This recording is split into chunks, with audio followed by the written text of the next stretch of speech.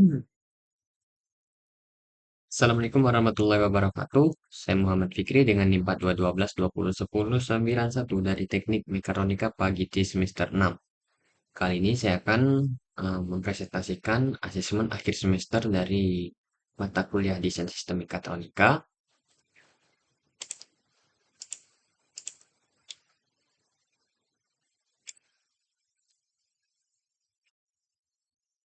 Yaitu buatlah video yang sedang mempresentasikan desain mekanik yang diutamakan. Jika tidak ada, baru menggunakan desain elektrikal ataupun sistem informasi pada PBL selama minimal 20 menit. Dengan ketentuan, ya format awal videonya nama, NIM kelas, dan juga judul. Isi utamanya menjelaskan kenapa menggunakan desain tersebut atau memilih desain tersebut. Jelaskan menggunakan teoritis, bukan perkiraan. Lalu jika PBL-nya di tim yang sama, maka mahasiswa wajib mempresentasikan hal lainnya. Kemudian keempat, video di-upload di YouTube secara publik. Dan terakhir, di-upload e-learning itu pakai link YouTube saja. Nah, kali ini saya akan mempresentasikan proyek PBL bukan pada semester ini, tapi pada semester 5, PBL semester 5.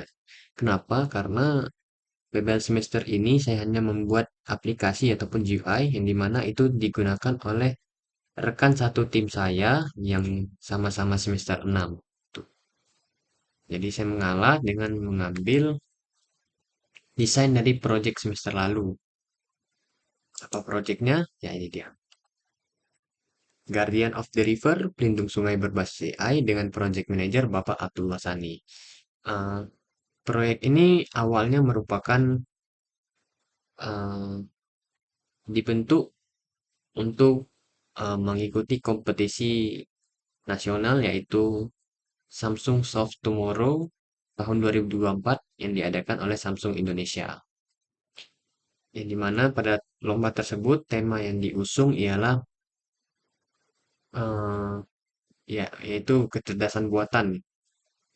Nah, makanya kami di sini membuat proyek berupa kapal otonomus pembersih sampah di sungai berbasis YOLO V8 dengan menggunakan microchip RKNN yaitu Orange Pi. Pada proyek tersebut saya berperan sebagai mekanikal yang merancang dari awal desain kapal kemudian melakukan fabrikasi kapal atau rekonstruksi kapal. Namun ketika proyek ini setelah selesai berkompetisi di Samsung Solve for Tomorrow tahun 2024, kemudian didaftarkan ke PBL Mekatronika, saya beralih dari mekanikal menjadi uh, ketua sekaligus data processing dan juga analisis, di mana mekanikal kemudian dilanjutkan oleh Gunawan. Nah, sekarang oleh Gunawan.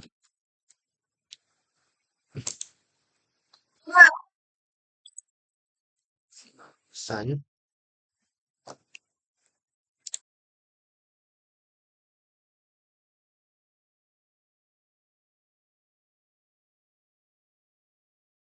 nah ini kita bisa lihat ya, salah satu cuplikan dari Pandawara ya, di mana sampahnya sangat membludak di sungai. Jadi latar belakang dari proyek ini juga bermula dari fakta. Ini yang kami sampaikan di fakta ini ya. Dari tim Pandawaran juga ada dari sumber lainnya. Ini fakta yang sangat mengkhawatirkan gitu. Bahwasanya Indonesia saat ini menjadi salah satu penyumbang sampah plastik terbesar kedua di dunia gitu. Dengan menghasilkan 7,8 juta ton sampah plastik tahunan, kemudian sebanyak 4,9 juta ton dibuang sembarangan. Akibatnya, 83% sampah plastik dari darat itu berakhir ke laut melalui jalur sungai. Nah, ini merupakan dari sumber World Bank Indonesia. Kemudian juga sungai diidentifikasi hanya 8,1% dari sekian banyak yang ada di Indonesia yang memenuhi baku mutu untuk konsumsi sehari-hari gitu ya. Wah, nih, karena sisanya tercemar gitu ya. Ini juga datanya dari BPS tahun 2023. Sungai-sungai kita ini menjadi jalur utama yang membawa limbah rumah tangga dan plastik ke laut, gitu. Banyak dari sungai-sungai ini yang permukaannya tertutup oleh sampah, menciptakan permasalahan lingkungan yang serius, dan bahkan meningkatkan risiko banjir. Solusi yang ada saat ini seperti penggunaan nih, jaring statis ya seperti di gambar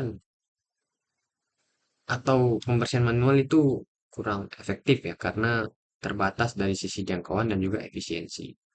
Kemudian berdasarkan keresahan tersebut, kami mengembangkan solusi inovatif berupa kapal otonom yang dirancang khusus untuk mengumpulkan sampah permukaan yang ada di sungai secara otomatis.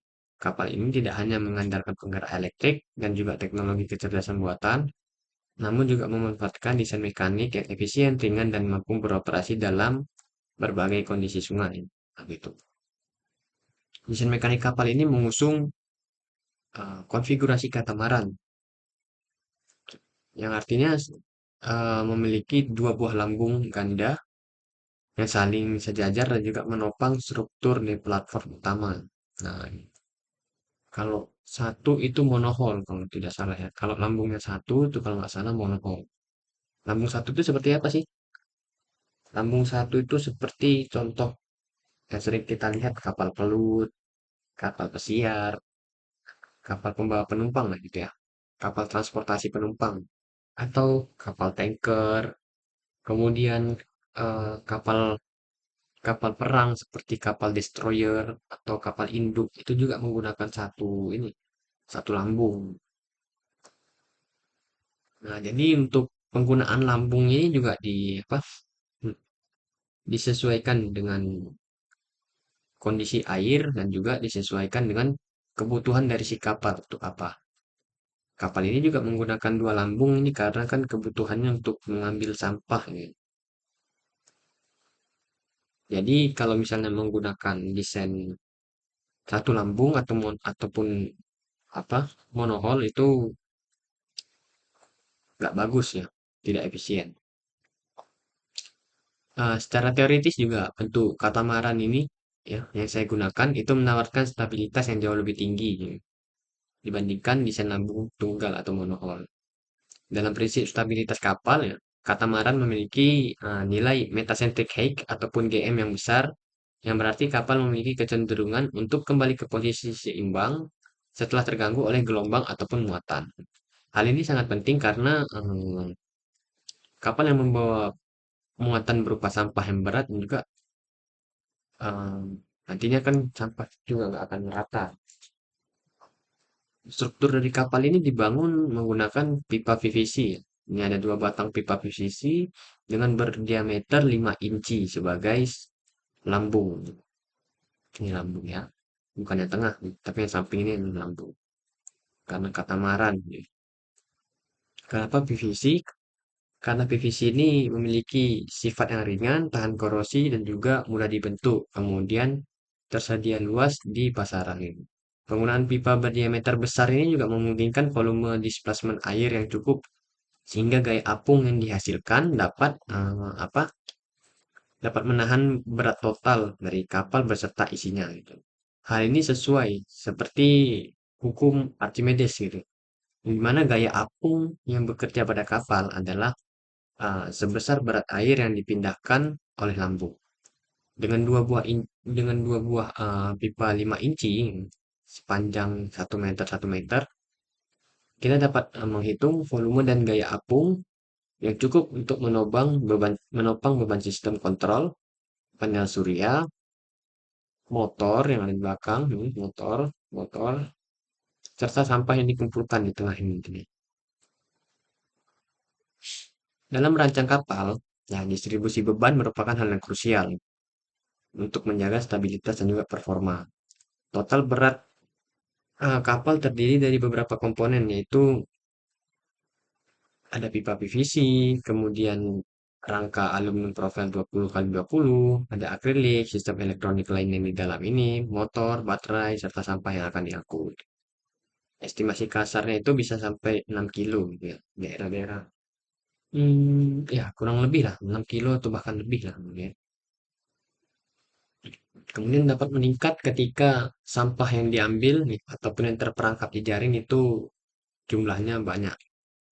Beban ini harus didistribusikan secara simetris di sepanjang sumbu longitudinal kapal ya untuk menghindari kemiringan berlebih gitu, untuk menghindari kemiringan berlebih antara satu sisi dengan satu sisi.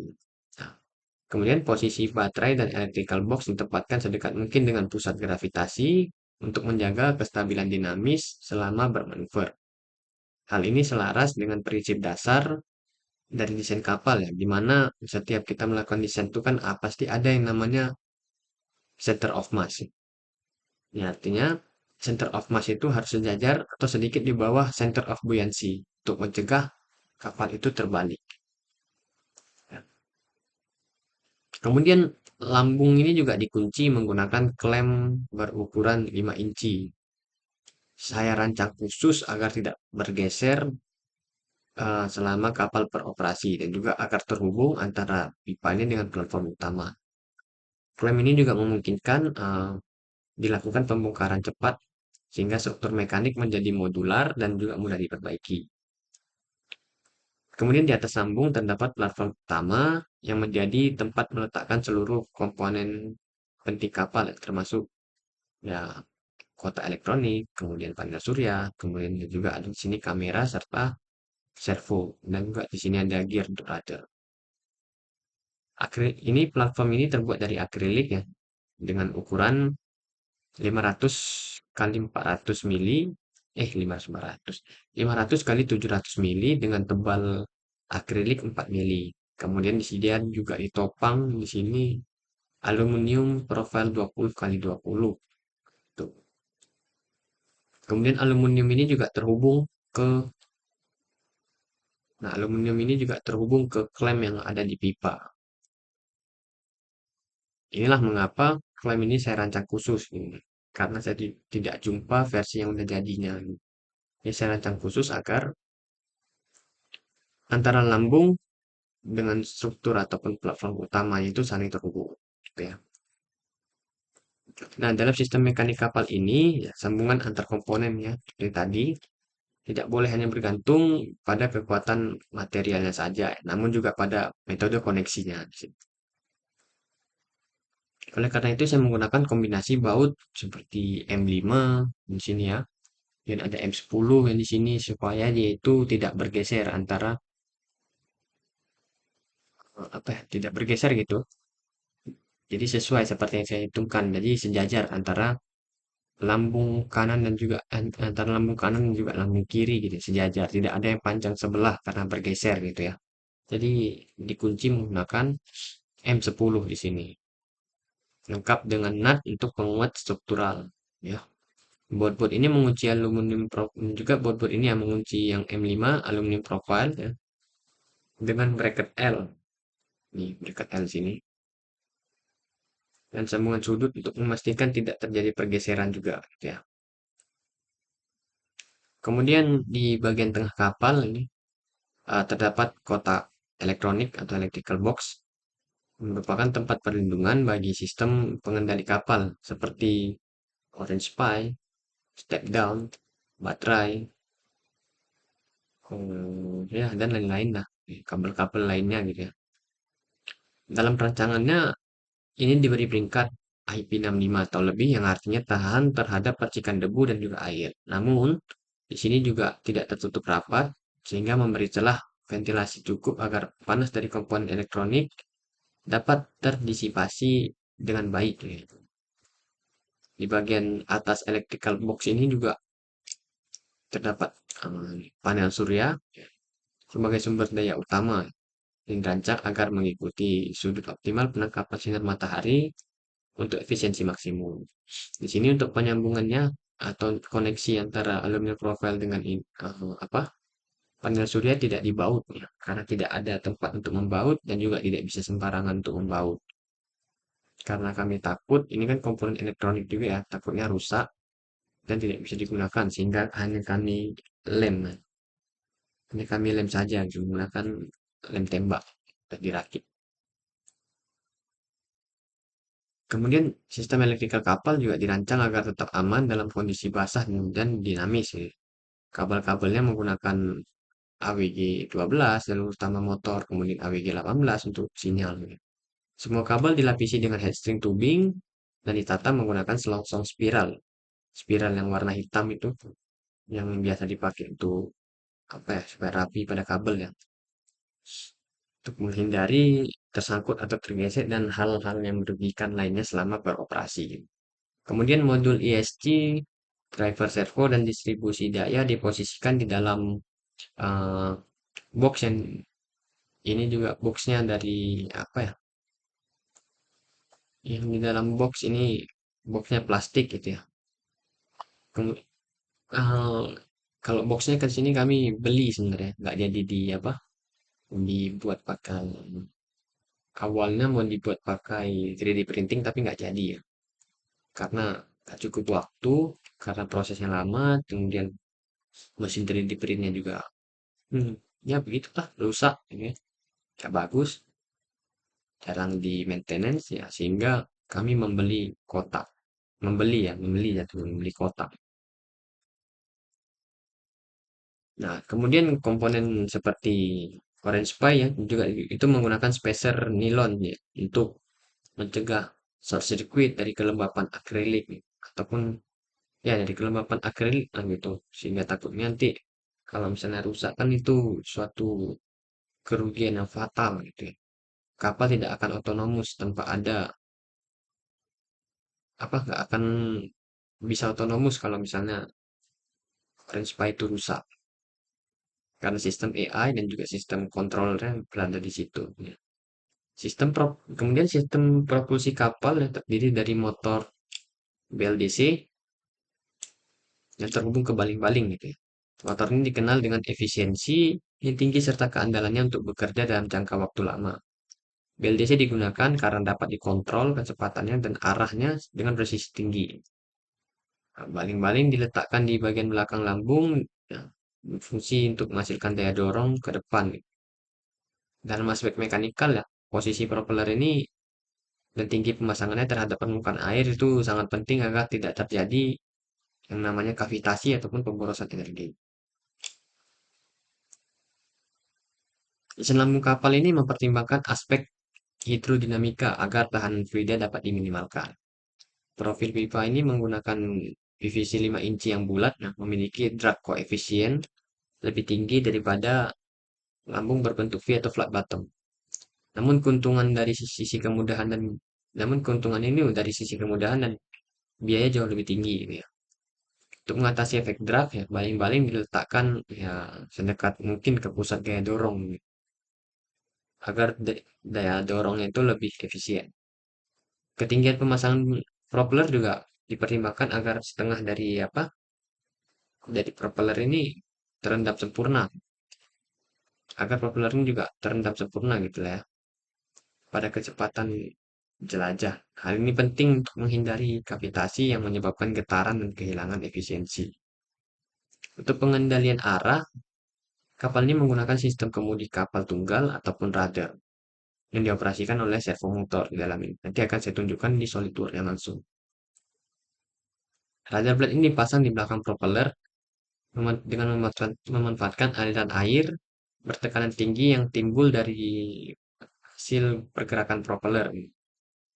Secara teoritis, radar akan menghasilkan gaya lateral dan saat sudutnya berubah terhadap aliran air, yang menyebabkan kapal dapat bermanuver ataupun berbelok. Hal ini sesuai dengan prinsip yang didasarkan pada hukum Bernoulli dan juga gaya lift yang bekerja pada permukaan asimetris. Penempatan radar di bagian tengah membantu bagian belakangnya, belakang tapi tengah, ya, membantu mengoptimalkan manuver kapal terutama saat beroperasi di sungai yang sempit ataupun berkelok gitu ya. Kemudian sistem penangkap sampah di bagian tengah ini ya merupakan hal yang vital karena ini juga bagian dari tujuan kami ya. Di bagian kapal ini dipasang jaring berbentuk corong terbuka. Ketika kapal bergerak maju, arus air membawa sampah ke dalam corong dan sampah tersebut akan terkumpul di dalam kompartemen khusus yang dipersiapkan di bagian tengah kapal. Nah, mekanisme ini sepenuhnya pasif sehingga tidak membutuhkan motor tambahan Nah, kan ini